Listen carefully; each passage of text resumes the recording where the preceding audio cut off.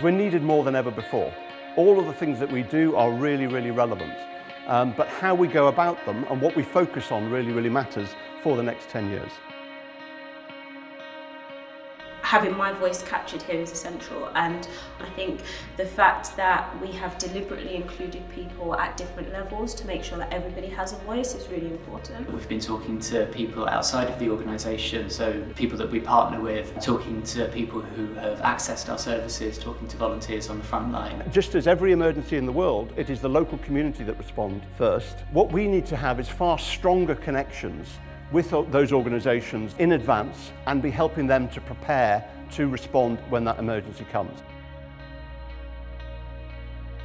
My particular concern is the isolation of the elderly. Looking at social inclusion and building a sort of sense of community within these vulnerable people is very important, not only for their mental health but also for their integration into a wider society and a much happier life for them. The impact of loneliness can be the equivalent of smoking 15 cigarettes a day on people's physical and mental health.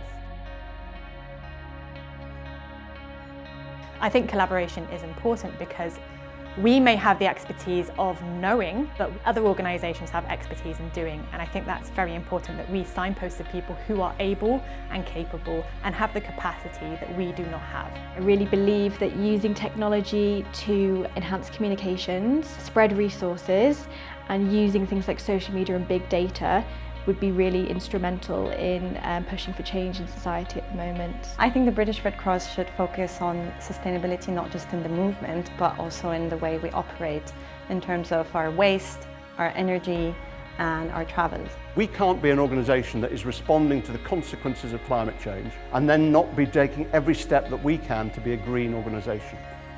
What I'm getting out of this process is a feeling of hope that the world will be in a better state because of what we're talking about in the strategy development. We're going to focus on three big causes: people in emergencies, people who are displaced, people falling between the gaps in the health and social care system.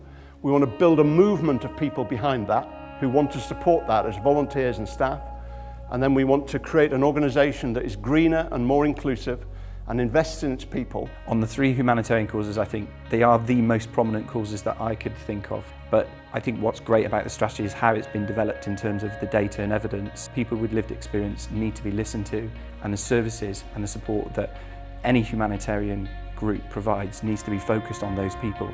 So I think in terms of the causes, backed up by how we've developed this strategy, I think it's absolutely where it needs to be.